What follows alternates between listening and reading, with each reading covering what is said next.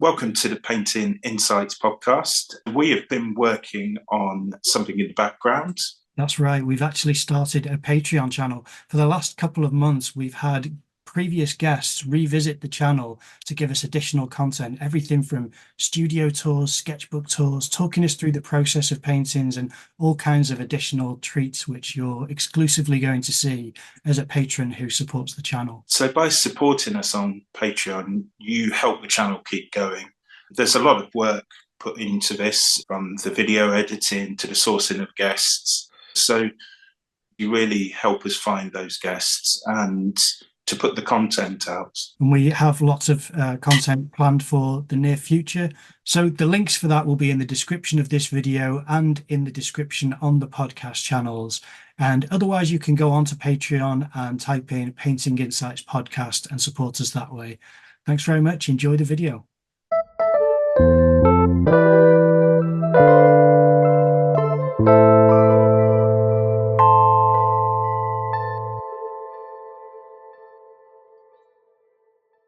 Okay, so would you mind introducing yourself for the audience, please?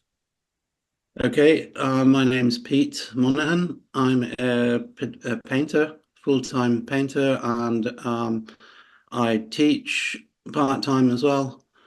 I live in Aberystwyth in West Wales, UK, and have a studio which is part of the university campus, just outside the town. Yeah. So do you teach at the university? I don't, not very often. I very occasionally get called in to the university if they're short of staff, or to give sort of professional practice insights to MA students. And occasionally I work with the BA students, and if they need somebody to do some extra life drawing, or if somebody's away. Which is actually really good fun. I love working with the BA students. They're usually very open for new ideas, so they're good fun to work with. Yeah. Do you find the master students to be a bit more rigid and locked into their practice than the BA students? To be honest, I don't really get to know the MA students too well. I usually just go in and do a couple of hours of sort of a presentation on my own work, and then just sort of talk about how things came to be career-wise, and we talk usually about galleries and framing and sort of finishing off and stuff like that. So I don't really get to know MA students too well, but I enjoy going in and talking, and you know, it's usually a good fun. Well, for anyone who's listening to the audio version of the platform, how would you describe your painting? I paint, my subject matter is really, my speciality is vernacular architecture, which is sort of, vernacular architecture of sort of the Celtic fringes, I would say, of sort of Wales, Ireland, Scotland. I also paint a bit in the Alps.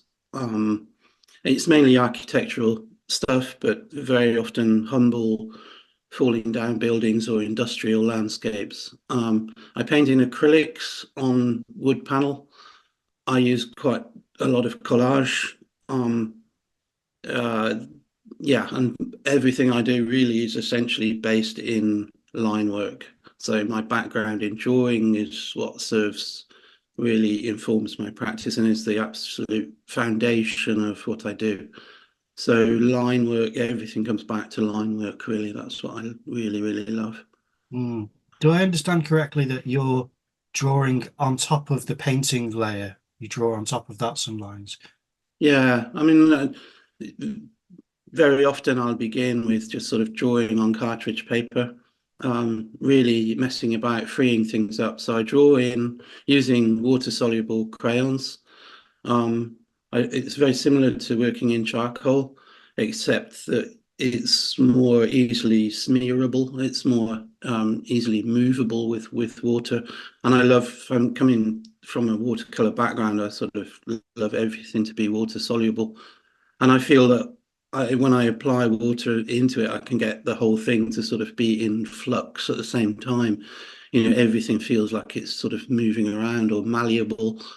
And I really like that. I like that as a creative process. It just sort of allows almost anything to happen, really. Lots of accidents can be induced and enticed, and and yet it can still be a line.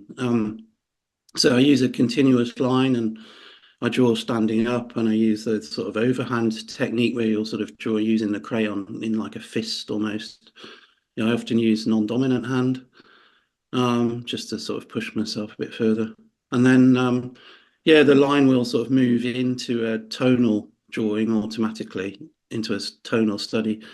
And if I like it, then I'll stick it down onto a wood panel, and then work further on it with paint, collage, and then I'll draw back over the top of that, and then paint back over the top of that.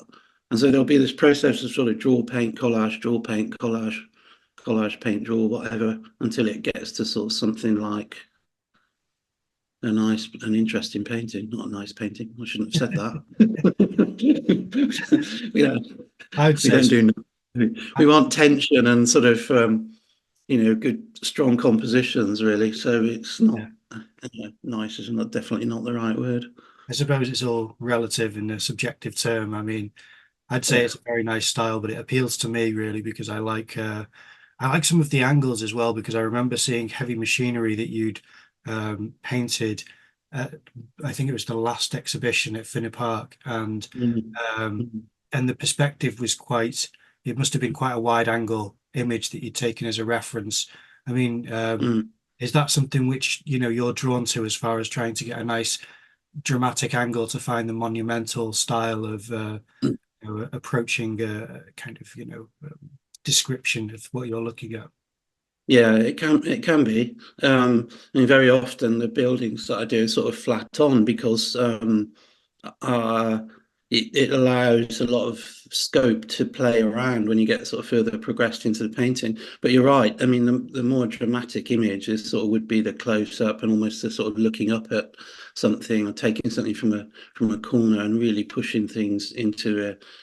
Yeah, when you're closer up, then the perspective lines are sort of the vanishing points are really strong, are really acute. So it makes for a much more dramatic image. And yeah, the Heavy Machinery, I think it just wanted to get that feeling of sort of monumental. I mean, these trucks are absolutely huge, and yeah, that's sort of tapped into my background really in technical illustration. So, but yeah, it's interesting to sort of try and blur those lines between one discipline and another, and see what we can do with it.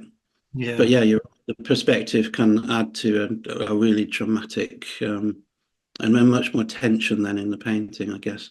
Yeah, and it sort of led me into it because of the way that it's so starts so close up to the frame, kind of led me through into the scene, which is lovely. And I enjoy the kind of atmosphere that you capture in these images because of the textures that you render and that you produce with this mixed media. I think it has a lot of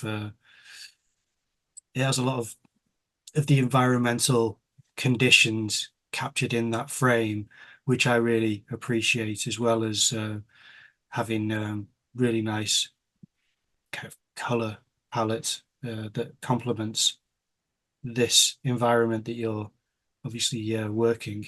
How long has it taken you to develop this style that you're working out? Is this something which you've been doing for a long, long time? Well, the easy answer to that, Simon, is 62 years. I see.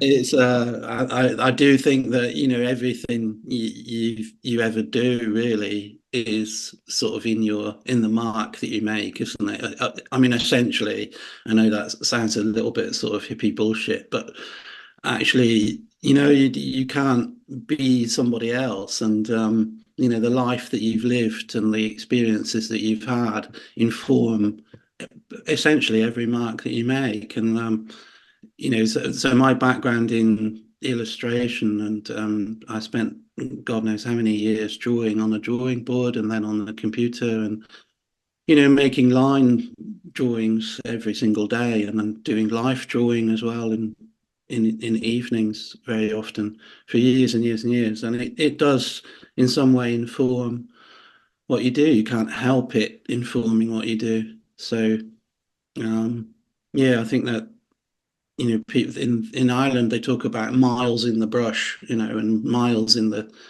hand, and I get that. The way that you make a mark is sort of, it's very highly honed, really. You spent so many years wielding a brush and wielding a pencil that you do sort of know what you're doing, and you do have a mark that is very much your own, I suppose. But as far as the information in the painting goes and making up the painting, yeah, I think that's just sort of developed since I did my MA here in Aberystwyth in 2010. I got interested in architecture, and I was encouraged to sort of use the line work, the technical line work even, which I'd already, up to that point, I'd always seen it as something different, as something separate to my painting practice. I was actually encouraged to sort of bring the two together. And that's really what almost immediately gave me my style, I suppose. And then I started sort of looking more at vernacular architecture, but also then finding that, well, I could produce a relatively competent image fairly quickly in terms of a drawing. But how did I then push it on? I was always very cautious with colour, but the collage seemed to just add something to it. It added almost like another layer of depth, or dare I say, sophistication. It certainly knocks me slightly out of my comfort zone. It asks some questions, and so I think that's just developed over the last sort of 10, 12, 14 years, where I know the corrugated is sort of, it's very easy to sort of replicate and make something look like it's a corrugated roof. And but we all sort of borrow ideas across, and I want it to go on and be more than just corrugated paper. It's very often, I love maps, so I get maps in and wherever I can.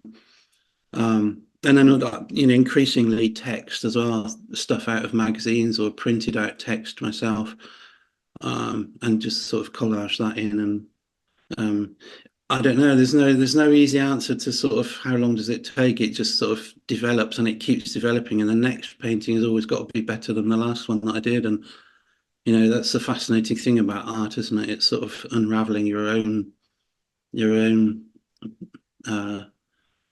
it's like psychoanalyst, really. It's like working on yourself, like all the time, and unraveling things and trying to work out why something works and something else doesn't. And I don't know, endlessly fascinating, as long as we can keep the creative juices flowing.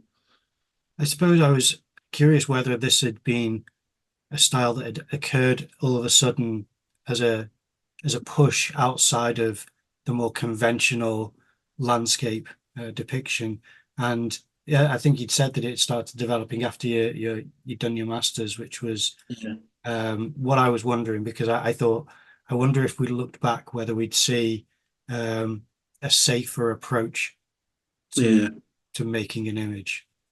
Yeah, I think up until I did the MA, I sort of had this idea that painting was one thing, and technical illustration was something completely different. And my paintings looked like sort of romantic landscapes, really.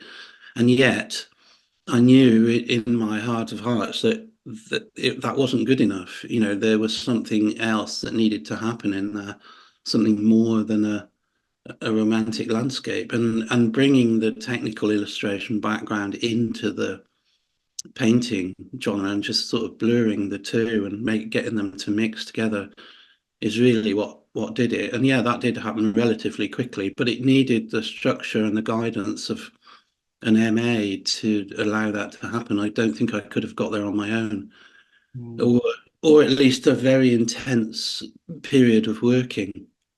Even then, I'm not sure I would have got there. So yeah, and it did happen. That happened relatively quickly, I suppose. But it was also yeah, it was a relatively intense period of working, I suppose, compared with what I'd had previously. So that's what the masters offered you, is the freedom to experiment and grow, where you may not have had that without the education there. I didn't have it, and I felt very, very frustrated in the years leading up to doing the MA, and that was the reason for doing the MA, really, was that there was like this sort of, a border, like a glass ceiling that I just couldn't seem to break through. So if I had a few days of intensive painting, I might sort of be nudging up against those borders and asking the right sort of questions. But I didn't feel that I could sort of really break through. And it was in the second year of my master's, actually, there was a tutor here in Aberystwyth called Professor John Harvey, with whom I had a tutorial, and basically got me to lay all my paintings out. And he just came in and surveyed everything and pointed to a couple of sketches that I'd done the night before from the living room window. And he sort of, and it, looking back, it's totally obvious now, but at the time, I just couldn't see the wood for the trees, really. And he just pointed at these little sketches and said, well, why don't you do me 20, 30 of those? And of course, what it was, he just identified that everything I did was about drawing, and these were just little ink sketches. So that's what I did, and then just sort of built again from there, really. Yeah, and started looking at people like the kitchen sink painters.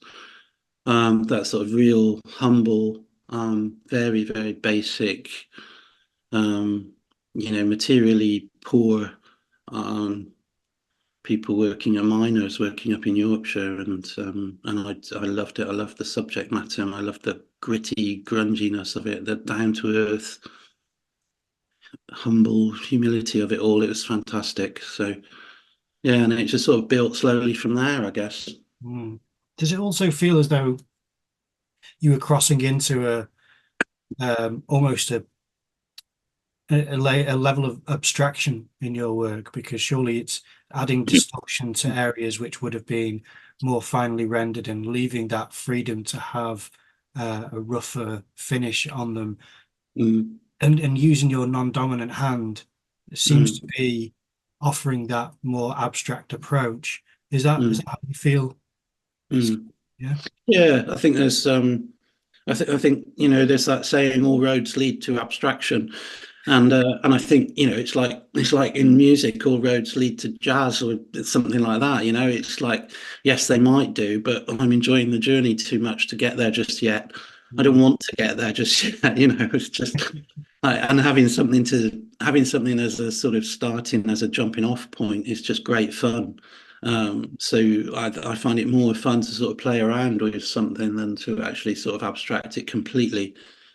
But yeah, I mean, using a non-dominant hand and silly techniques like that, just sort of induce creativity and playfulness, and an awkwardness as well. I love it in still life, particularly drawing objects with a non-dominant hand. You get this lovely awkward line that you just couldn't do with your proper hand. For me, the left hand, you're too good almost. You can represent something very accurately, and it just looks sort of stiff and stifled. And you do it with a non-dominant hand, and all of a sudden it comes alive because it's got this awkwardness and this tension in it that, yeah, you just can't do with your proper hand. It's crazy, really, isn't it? But next thing is to sort of do it standing on your head, I suppose. Well, this makes me wonder as well, because I do drawing with both hands, and I'm not ambidextrous, but I force myself to learn to draw with my left hand, so I'm right-handed. And I wonder whether there's any concern you have that your you're left-handed naturally, I assume. Yeah. I wonder if you're concerned at all that your right hand will start to develop muscle memory and you'll lose that, that kind of challenge. Yeah. It does. Yeah, it does. So you have to think of new methods then to push yourself further, I guess. Hence my, standing on your head thing. I don't know what you do, but you have to do something to get yourself to be challenged and to be pushed outside of the normal comfort zone, whatever it takes, really. So, and it's, it comes back to sort of know thyself, doesn't it? It's whatever works for you.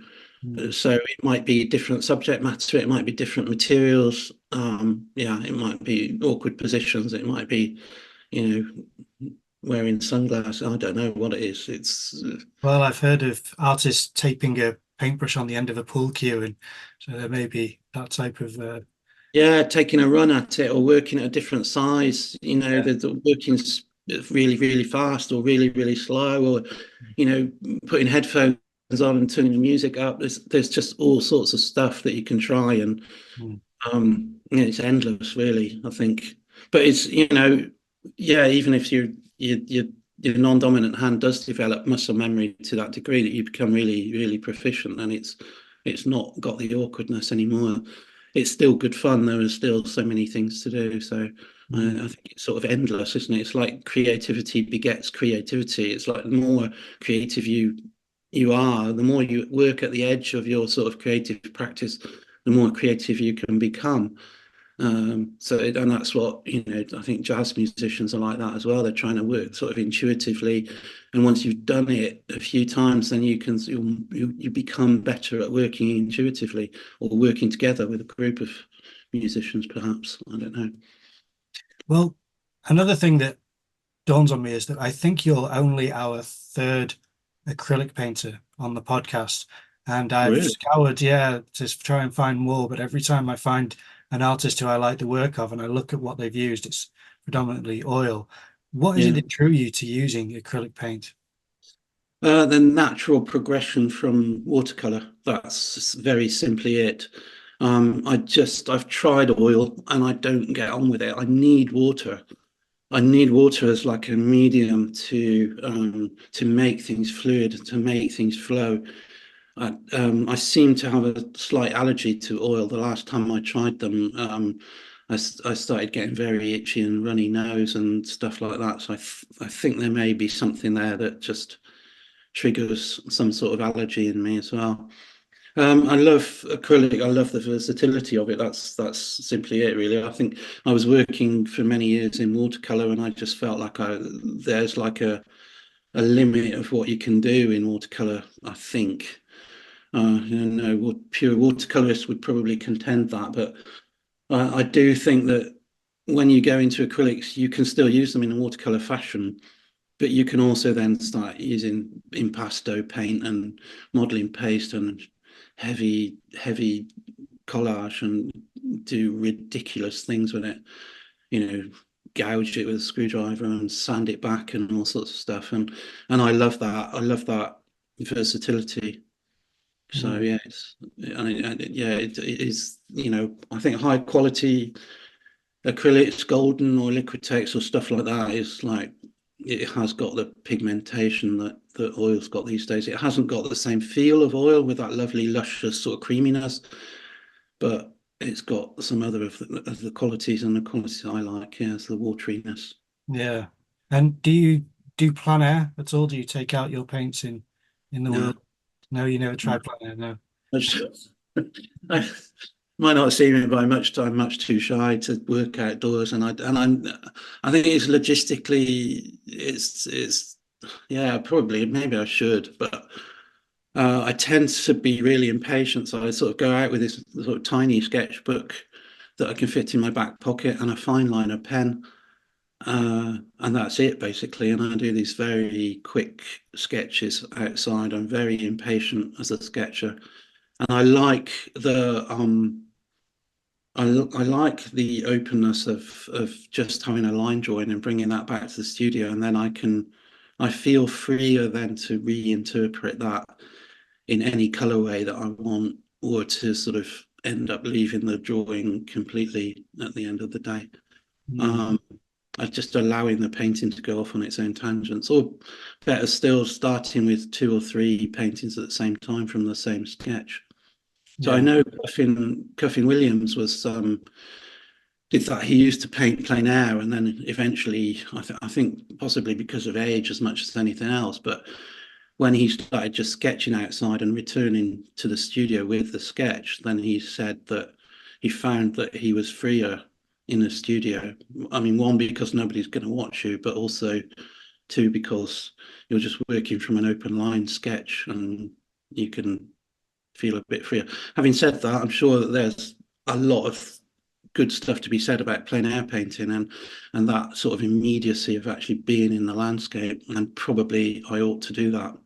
So, Well, I've tried it a lot, so I'd recommend it because of the experience above all else. You know, it's something which is worth experiencing, even if it takes a 4 a.m. to avoid any other people, you know, finding the right place and early morning light or whatever it takes, really.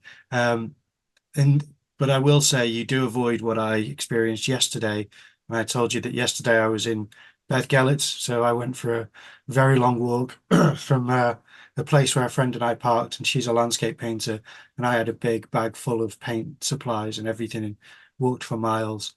And it ended up I was just taking them for a walk. You know, there's nothing. We didn't sit down at any point and paint at all.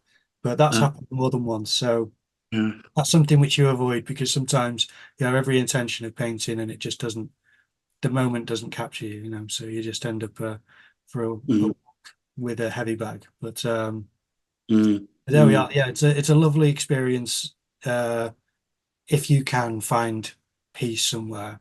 At the same time, if you're not inclined to have the public around you, then yeah, that does take additional, maybe recce missions to make sure that you've found somewhere reclusive enough, secluded enough, I should say, that you can avoid anyone, maybe a farmhouse or something, a barn.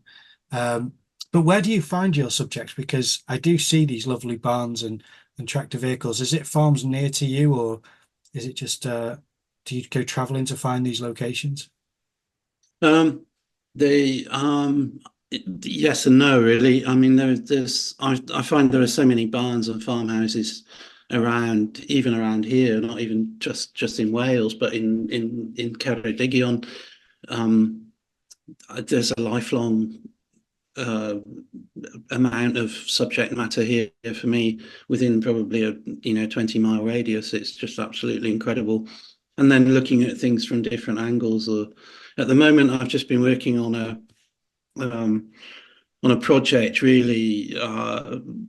It's sort of called Backs and Beyond. So it's going to be shown in a gallery in Brecon next week. And the idea was something that's been percolating for many years, really, is to sort of look at the backs of buildings, sort of certainly on the seafront in Aberystwyth or in Borth, but other places as well.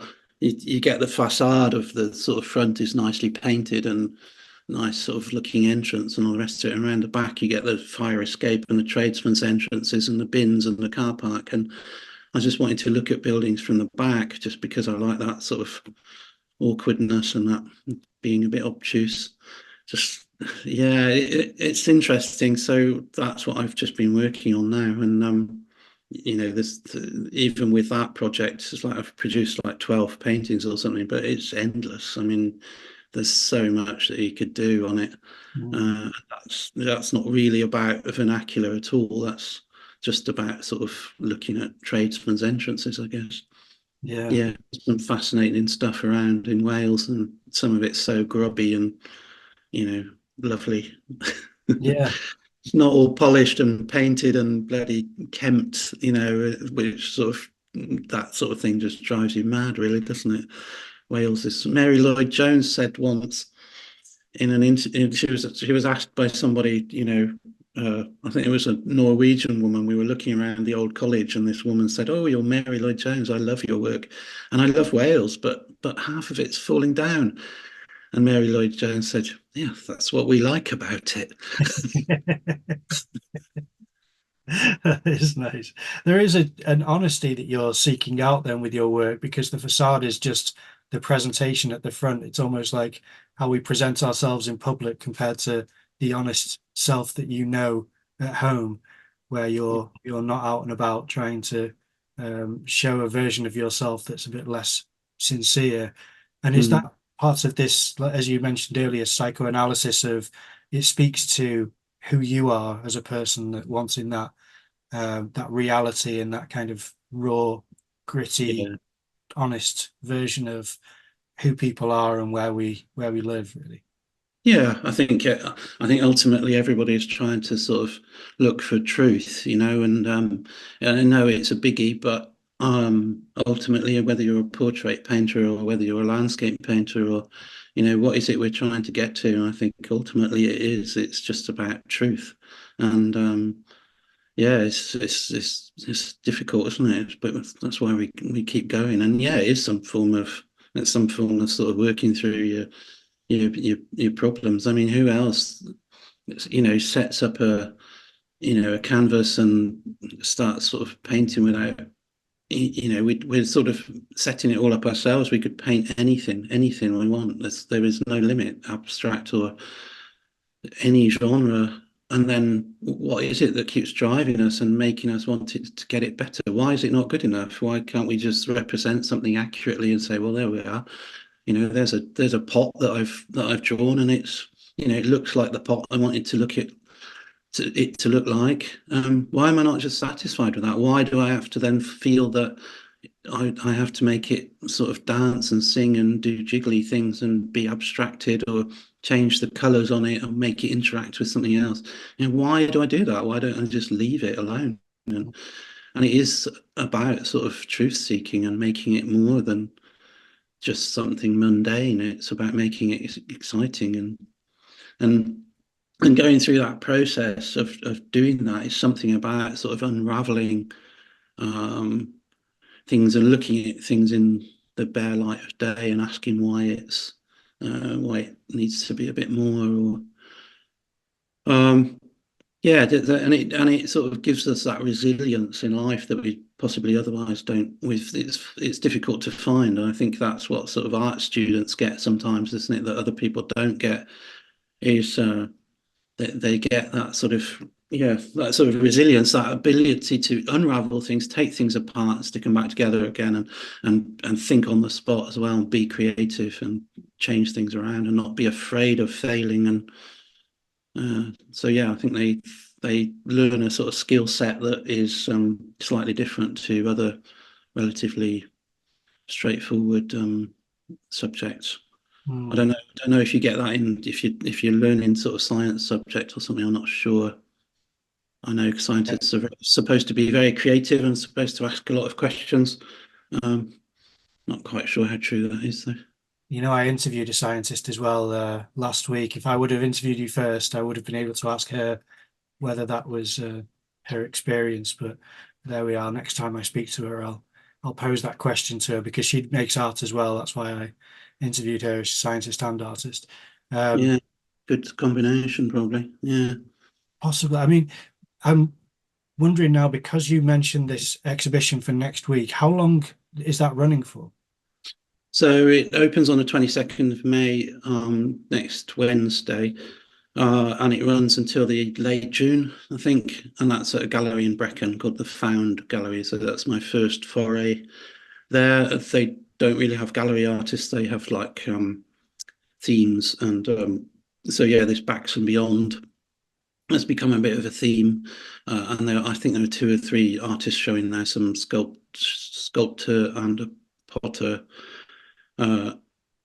Yeah. Okay. Because it will probably be a week on Wednesday when your episode will get posted. So I'll make sure that it's ready for then, so that anyone who is able to go and visit, right, this is part of the promotion for it, because I hate the idea of an event coming up and this will be posted, months after it's been and gone. So it's up for that. Brilliant. Backs and Beyond, that's a fantastic. So how long have you been working on that concept? How long did that take?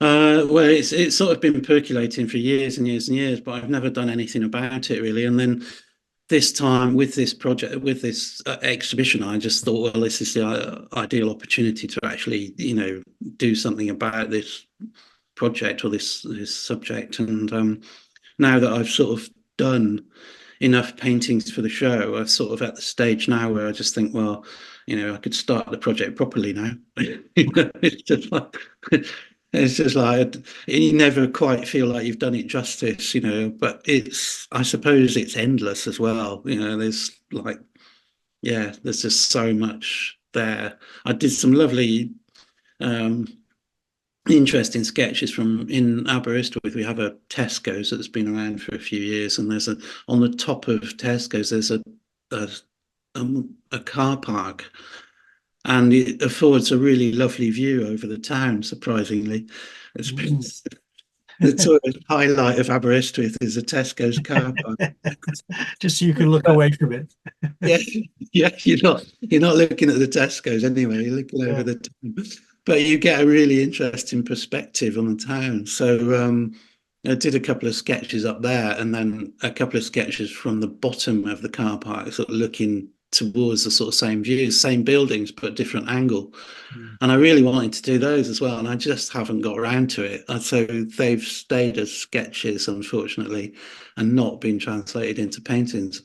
Mm. But that's what you get, isn't it? With a project, I suppose it's like you get to the end of it and you think, yeah, I could just start again now and do it properly.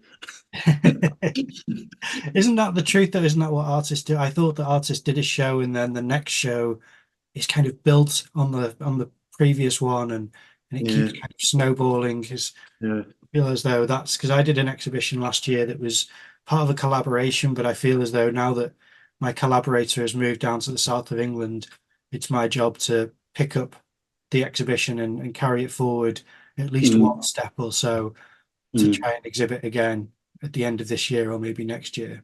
Um, is that how you feel about But exhibitions that you put on? that's the thing with art, isn't it? It's just sort of endless. We just sort of keep going and keep producing more, and because we know there's more there or there's better stuff to do, and Mm, yeah, it's just like endless, really. And it can be frustrating, of course, and we can get a bit lost in it, I guess. yeah, Yeah, I think it is fascinating. I think subject matter never runs out. no, There's always something to do. There's always the next thing. yeah. Well, I mean, your work came up with that collaboration I just mentioned. Your work came up with as a discussion with me and my collaborator because we were working on a project about farming and agriculture. So we wanted to try and cover different aspects of that environment. And we've been to cattle markets and met farmers and, conducted interviews and filmed a lot and tried to explore criticisms as well as benefits and kind of, values of the farming industry. And the main criticism we had was the silage wrap that they use for the hay bales and how that was becoming torn up and embedded in the land. We would just find it under the concrete and in the hedges and in the grass, and we'd be pulling it up, by the sheet loads and taking it back. And my collaborator would weave that into ropes. And then I'd Wow, do paintings and we'd push it through the paintings and spilling out of the painting and things. So it was wow, a great. slight criticism, but it was also trying to say the landscape's beautiful, the industry is important, but there are issues around the edges, and Yeah, weak spots yeah, that need to be addressed. And the yeah, farmers seem to be aware of that, and they're not defensive over that. They're more concerned that that's something which is an oversight. So we were reassured that at least they weren't trying to misrepresent our experience when we spoke to them. But that's why we discussed your work because it was such strong imagery for that environment. And we thought this is a wonderful way, it's something where when you see an artist's work and you think, I wish I would have thought of that. I wish that's something I could have come up with because it was a lovely way of depicting that atmosphere that you come across when you enter a farm where it's beautiful, but it's beautiful if that's your preference of a more dilapidated building, which is what, her and I were drawn to. We didn't really want the clean, bright new renovation. We wanted the old history and the gritty environment and the truth, really. Um, mm, mm. yeah. I think there's a lot of things in there, Simon. I think there's so on the one hand, I do feel like it's our job just to sort of flag things up sometimes and make people aware, isn't it? Sort of heighten awareness of things. So, I mean, the silage wrap thing is quite interesting because I always thought I loved the Irish take on it. They call when the silage wrap gets caught in the hedges and it's sort of flapping about in the wind, they call it witches' knickers. And the reason for that is because it's like a witch has sort of flown over on on a broomstick and got a knickers caught in the hedge, and I just left that. And yeah, I know that there was a couple of artists over there doing work with silage wrap as well. And I think it is important, isn't it, to sort of flag things up if it's an issue and you can do something without us sort of smacking them in the face with it. We're just sort of saying, hey, this is happening, and something maybe needs to change, or maybe maybe we're not even saying that. Maybe we're just saying this is happening, and just bringing up the awareness there. But yeah, I mean, coming on to the sort of you don't really see that many tidy farms, especially in Wales. They're sort of, it's not possible really, I guess, as a farmer to keep a tidy farm. It's sort of, there's going to be some detritus around and muck and stuff like that. And and there is sort of evidence for me. It's about the sort of evidence of the hard work that's gone in over the years, especially in the buildings. And that very often these buildings are sort of falling down, and then for the modern day farmer, it makes sense to pull the building down and put up some other modern structure that is usually fairly faceless but costs less and is much more functional. So, there's no slight on the farmer there. I'm not saying there's anything right or wrong. I'm just saying that these buildings are getting lost, really, and they're, so it's more like a documentation of what we've got at the moment rather than anything else, I think. Yeah, I think the storytelling which we came across from the farmers was some of the more sweet, nostalgic overviews of North Wales, where I am, because of their memory being, I made a friend there who I painted and drawn several times, called John Williams, and he's 87, I think, this year. And he and I have planned a couple of trips up the coast to go and collect pigment from Harris Mountain on Anglesey, and just going around to try and enjoy. I mean, I'm going to take him to Finner Park as well to go and have a look around there, and Llandudno. And yeah, and some of his stories were very interesting. They were always very farmer stories, where inevitably a dog dies and has to get shot, or cattle gets loose and it's spending a whole day trying to find it, and then that has to be put down because it's endangering people or something on the train line or something like that. So it always ends in tragedy, and it's not light-hearted the way that he says it either. It's something which is like a trauma he's sharing, but he also looks across the landscape and said, this was all farmland down to the sea. It was never caravan sites. It was never homes down there. It was always small farms. It wasn't big farms. And he was talking about how the landscape has changed for it. And we found that quite interesting because of how they've had to adapt to the industry changing, and the nature of farmers becoming a bit more opportunistic for trying to capitalize on available land when a farmer passes, which seemed less sentimental to him than what he recalled growing up. So I think that there's still space to, because I didn't convey any of that in our project. We just kind of covered the initial overview of the cattle market and the issue on the farms with the silage wrap. So we need to now, well, I need to try to develop some work, and I'm still going to talk to my former collaborator. She's called Petra Goetze. She's a very good German artist. I'm still going to keep in contact with her, and we're going to work separately, but in communication, I think, about this project. So it's amazing what you find when you look into places which look as though they are either barren or that you may look and just assume that you know what's going on there. There are lots of interesting things. Have you found that you've met people as part of your art making at the farmlands and got to know farmers at all? Yeah, I have got to know some farmers, and certainly if you're sort of snooping around with a sketchbook, you've got to be very careful. And if there are farmers around, I usually make a point of going and speaking with them, simply because I don't want to be seen snooping around with a pen and a book in my hand, because they get very suspicious. Quite rightly so, I guess. So yeah, I have some very interesting conversations with farmers. There's one just up the end of the village actually who farms, and he came. I was sketching from the road, so I didn't think that he could see me, but he was obviously he came out on his quad bike very quickly and sort of accosted me, and he said what problems that he'd been having as people, travelers, using the land to run their, is it lurchers or wolfhounds or something through, to I don't know what they're doing, getting rabbits or hares or something. I'm not sure, but he said they'll just wreck the hedges and the gates, and they just sort of don't care, and they sort of tend to come through at night. So he thought that I might be sort of there surveying or something. But it turns out that I knew him, or I knew his wife had bought a painting of mine a few years previously. So it all sort of ended very well. And he sort of says, you know, well, you're very welcome to sort of come down to the farmyard and actually have a proper look around, which is great then. But you're right. I mean, going back to sort of, you know, we make massive assumptions about, you know, farms and farmers and what they're doing, but we don't know the half of it sometimes. And I tried to not make too many assumptions, and I'd rather sort of get to know both sides of any story before I sort of make any judgment on anything.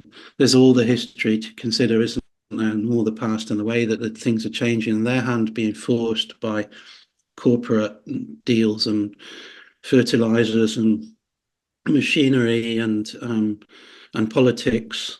And then there's the sort of the whole rewilding thing as well, which they sort of sometimes sort of contend with, and sometimes they're part of. And you know, there's some sort of bigger picture there as well. We've got a lot of sort of what we call sheep deserts here in mid Wales, where the landscape is sort of really quite barren because of the sheep kept on it. Yeah, but you know, there's all sorts of things, and I don't know the half of it. Yeah. So I tend to be sort of fairly modest about that, and just sort of look at the buildings. And I'm very interested in buildings and the old cottages and stuff as well. So Yeah, I yeah, think that's all you can do, isn't it? Is as much as you feel you can justify. I found that the more we found out, the less we felt we knew, which is, you know, like with most things, I think that you come across that has any kind of level of history to it. The more you learn, the more you find out it's much larger and more expansive than you'd initially anticipate. If I can, though, I want to bring it back to your art making, because I need to ask you about your color palettes. And if you would, could you take us through? really. Do you have a color palette, or does it change? I always say to people when I'm sort of teaching workshops or something, I always say to people, I think there are very few people who are actually intuitive in color. I think the people who can actually just throw colors together and make it work, they're few and far between. Most people are sort of graphic based.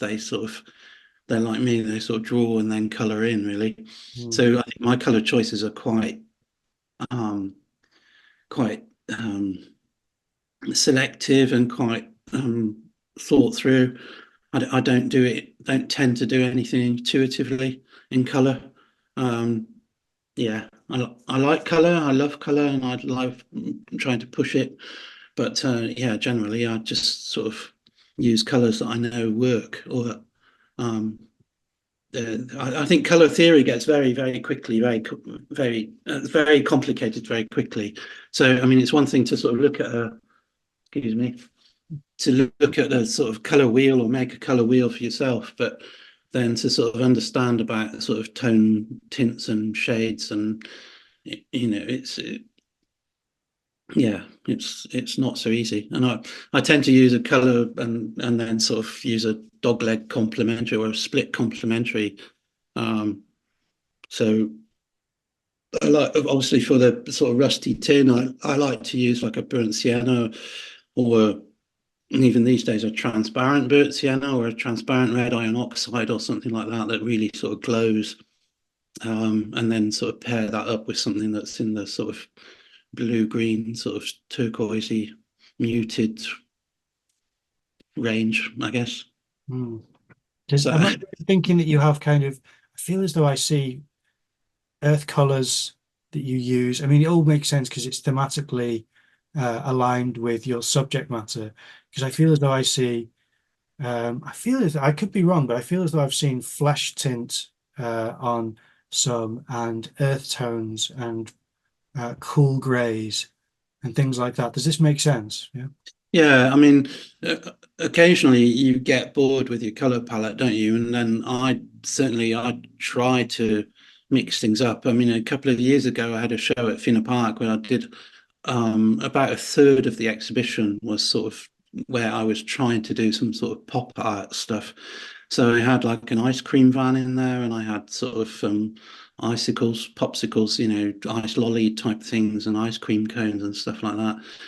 And it was just an excuse to try and use like fluorescent colors and bright colors and to just ask the question, how does this actually work? And then the further question is, well, could you actually bring that across into buildings? I mean, certainly you can in a seaside town, somewhere like the pier in Aberystwyth or the ice cream parlor. That's exactly their point, is to try and make everything sort of fluorescent and bright, and so you see it, so you stand out, you know what you've got.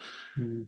And but how do you get that into a painting? How can that work? And then can you transfer it to the whole sort of depiction of a seaside town? And then can you actually use gaudy pink on a farmhouse or on a cottage?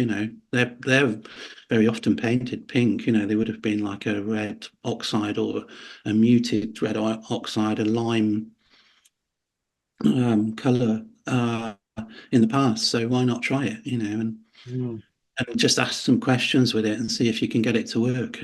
It's fun, and yeah, it does. It took me ages to get it to work, but yeah, it's good. It's good fun trying, isn't it? And you've got to do things that are fun. You've got to go where your energy is, and not just sort of get into a formula of doing the same old, same old Yeah. Outside of your comfort zone and all that to grow a little. all the time.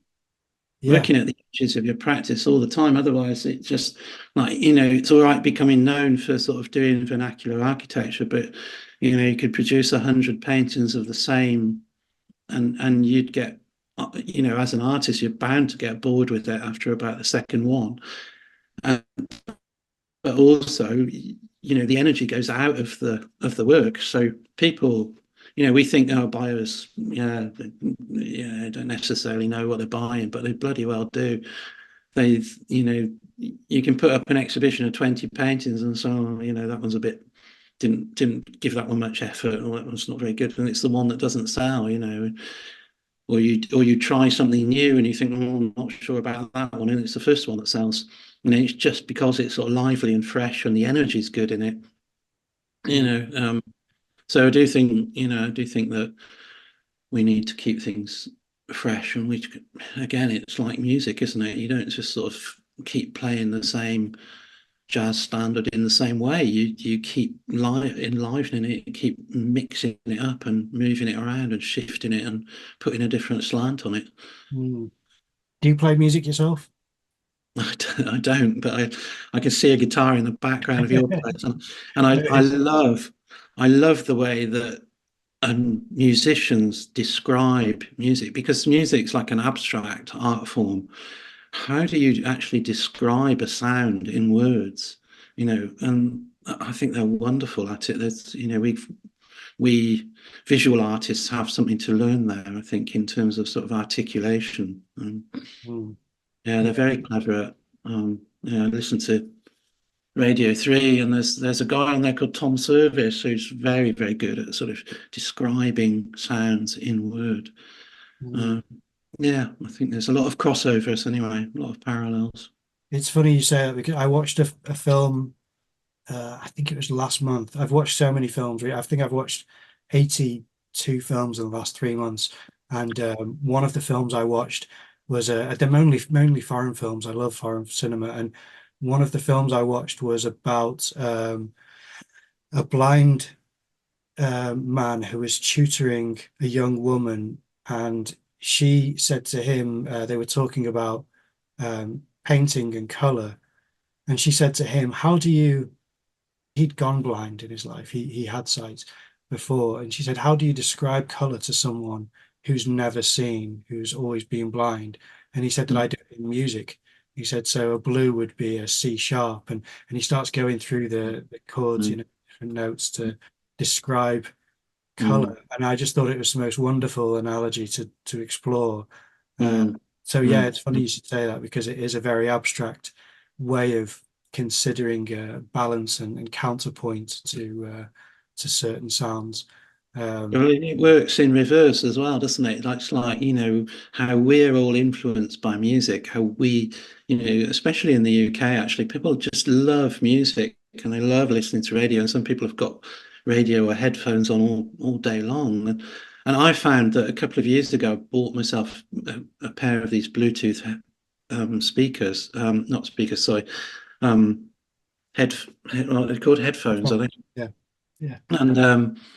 And what I found it was that it's really immersive. So if I put some sort of heavy metal on or something and turn it up, so everything, even my thoughts are completely gone. I'm just completely immersed in this world of this soundscape, basically. And then my work is automatically influenced by that. So I found that quite amazing. That was quite a revolutionary experience for me. Mm. Uh, but I have the music on most of the time in the background, whether it's Radio 3 or whether it's Spotify or whatever. And yeah, it does influence the marks that you're making are influenced by the noises, the sounds that you're hearing, I guess. And we can practice that as well by listening to something that's very, very soft and very gentle and trying to emulate that in a mark on paper, and then listening to something that's really, really brutal and grating and scathing, and trying to emulate that, and everything in between. Is that It's something which, it makes me think, when you teach life drawing, I've done life drawing in a similar way, where the same friend who I was with yesterday, when she taught life drawing, she would put on music that would change in tone from Billie Holiday to Led Zeppelin. So just to see how your mark making changes, and it dramatically does, because mm, of the tempo and because of the energy. Is that mm. something you've tried with teaching life drawing, or is there limitations on what audio you can use, or how does it work? Um, there are things. Yeah, not I haven't really taught much life drawing, but I think what I do like is to sort of try and teach sort of sensitivity in using, not that when we draw a line, it's not just one sort of consistent quality. There is so much tension that we can use within a line, from pushing a pencil so that it's hardly touching the paper at all, and that those marks are like sort of lines of thought, lines of sort of, I'm not quite sure. It's very tentative. It's sort of, I'm not quite sure what I'm doing, or it's perhaps even very tender. It's like I'm just sort of caressing, just stroking somebody's arm, incredibly, like a whisper, like a tiny little bit of a breeze felt when you sat out in the garden. And from that all the way through to sort of thumping, thudding, gouging, real brutal, sort of breaking the pencil, breaking the charcoal on the paper. And everything's valid from to, we're just mucking about on paper. It's not, not doing anybody any harm, but to actually practice those sensitivities with the pencil, with the charcoal, or in my case, with a watercolor crayon, is, I think, really interesting. And very often I find that people can do it in practice in a workshop. When you're practicing it, they totally forget it by the time they get to the painting. And the thing is that we can actually do that with a paintbrush as well, or we can do it at a late stage of painting, and it's still a very useful tool to have. Yeah, it's emotional, I suppose, isn't it? It's one way of sort of getting emotion into the painting, which I'm not particularly good at. But yeah, I do like getting the line to be sort of dancing and singing, and sort of get it to sort of be, 6 inches wide, and then get it back to being sort of, like a spider's just crawled over it. Mm. Yeah, that's lovely. Oh, that's very nice. Yeah, it is, again, it's that rhythm that you can see dance on the surface as well, isn't it? Which is very nice. But I should ask as well, because you mentioned about the exhibition, which starts next week, or for people who are watching the podcast or listening to it, starts today. And we'll put on the dates, and I'll put on the details that you told me earlier. So that'll be on the screen now. But is there anywhere else that you exhibit where you would like, or people who would like to see your work can go to see your work in person? Where should they go? Yeah, sure. There are a few different places. So first of all, just coming back to that exhibition in Brecon, it's there is an opening evening on the 22nd between 6 and 8 p.m. Just to say that, and I think all of the artists who are exhibiting will be sort of saying a little bit about their work on that evening. So regularly I exhibit in the in Fina Park Gallery in Llandudno in North Wales, which has sort of become one of the most prominent Welsh galleries, and they're brilliant, sort of 5 floors in a lovely big townhouse now. And my next exhibition with them, I'll be giving a few pieces for their summer show now in this summer. But my next big exhibition with them is next year, 2025, on Valentine's Day, 14th of Feb. I exhibit in Newport in Pembrokeshire in a gallery which is just called The Gallery, or Oriel. And I've got a solo show with them on the 13th of September this year. I'm not entirely sure what the theme, I'm hoping to theme it. Then I also give work to the, there's a little gallery in Aberystwyth called Oriel y Bont, the Bridge Street Gallery. And he regularly has pieces of my work. And then there's a gallery over in Shropshire, there's a 2020 gallery, who mainly online now, but they do also do pop-up exhibitions. And when we're speaking tomorrow about future exhibitions, I'm not entirely sure what we're doing there at the moment. And then the only other one really is in Leamington Spa.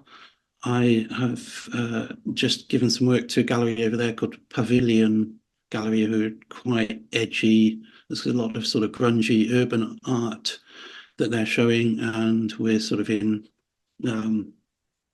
early days of seeing how that works, really. I do still have contact with a gallery over in Ireland, in Dublin, the Doorway Gallery.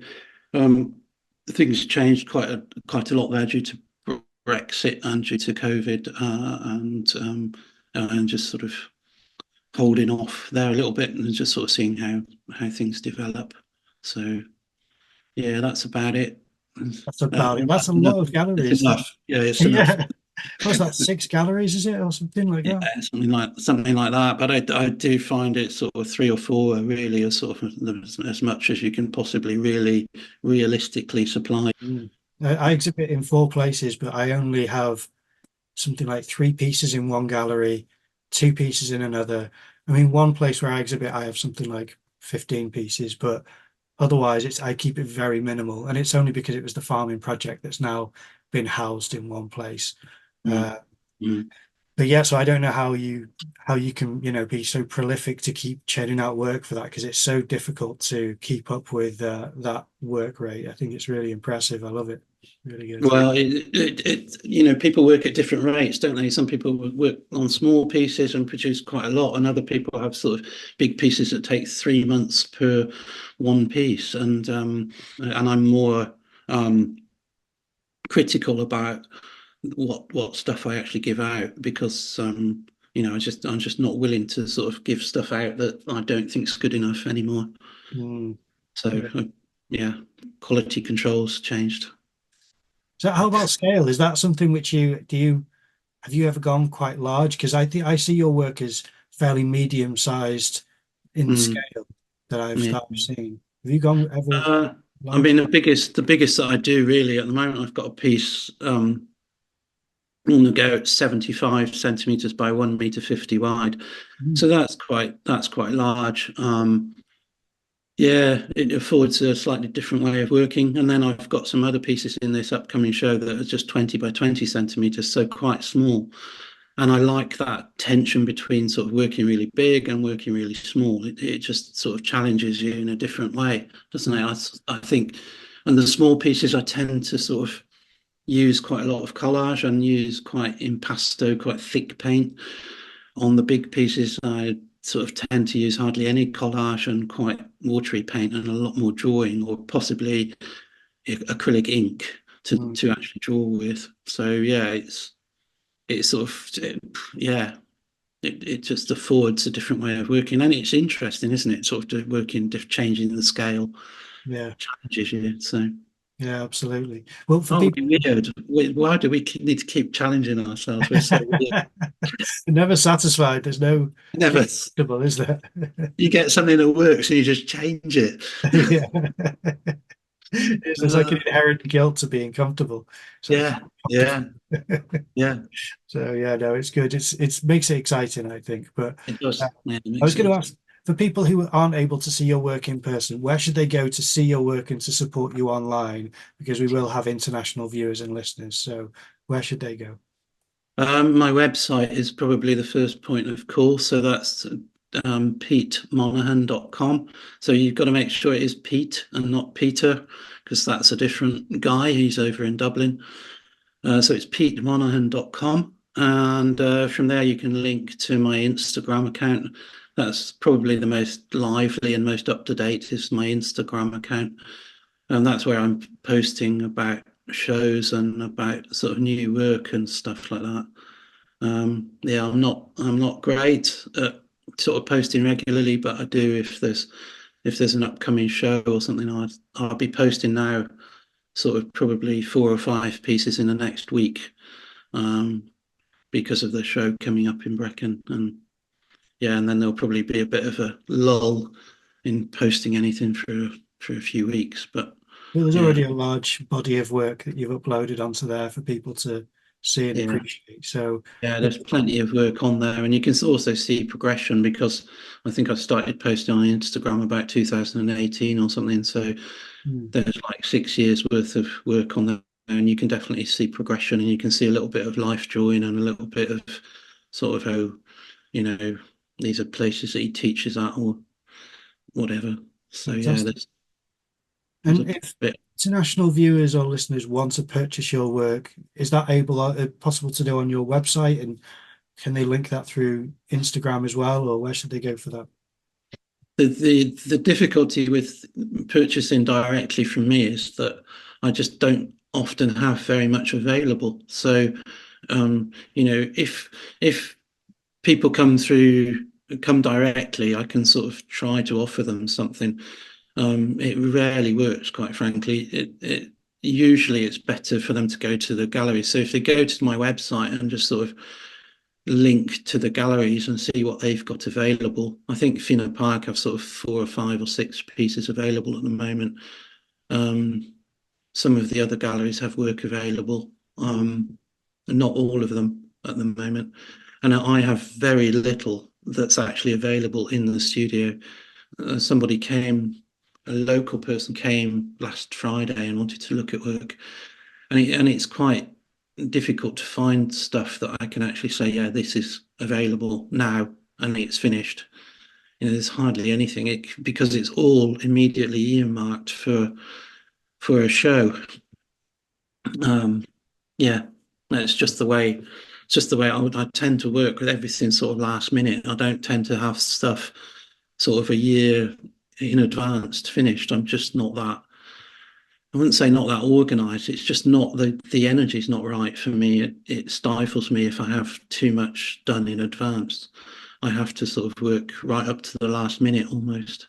Well, it sounds good that you don't have a stock that's kind of, closing in the walls and making your space much tighter because you're just housing all work that didn't turn around and sell. So I that's think if anything sort of comes back that from galleries and hasn't sold, then it sort of tends to get reviewed and I'll pop it out of the frame and just sort of rework it. Or, you've got fresh eyes on it. You haven't seen it probably for a few months. And you can just have a quick sort of review of it, and usually you see it with slightly different eyes, and you can say, oh yeah, okay, I know what's wrong with you.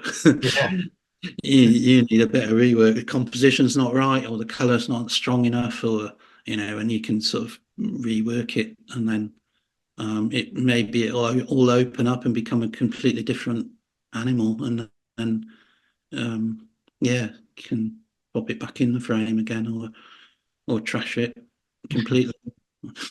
Oh, you see, that breaks my heart. I never like the idea of artists throwing their work, but that is that's their freedom to do that. But I always just think, oh, you never know with time. That could have been that masterpiece that people just think it's disappeared. It used to exist. It's gone. So Yeah, I'm not too precious about that, really. I just sort of think if it's not working, it's not working. And if it's sort of, you look back at stuff now that you sort of sold like 10 years ago, and you just sort of cringe and think, oh my God, did I really do that? I wouldn't do that anymore. And if it was around now, I'd just work straight over the top of it, no question of it. But, I suppose that's just sort of progression, isn't it? It's just like we keep developing. And makes me so, think about the great masters of the past, seeing all this work that we hold up as such highly regarded masterpieces. If they could see it now, they'd say, I would change all of that. I'd let me get it back and change everything. just why are you looking at the Mona Lisa? It's just like, exactly. oh, it's the worst thing I ever did. I forgot her eyebrows. Don't look at it. Her eyebrows. Oh my God. Oh, well, but no, thank you so much for being a guest. It's been, a real pleasure talking to you. You've been really generous with your time. I appreciate you coming on. Thank you, Simon. It's been very easy talking with you. You make it very easy for people to talk. It's a very comfortable environment. So thank you very much.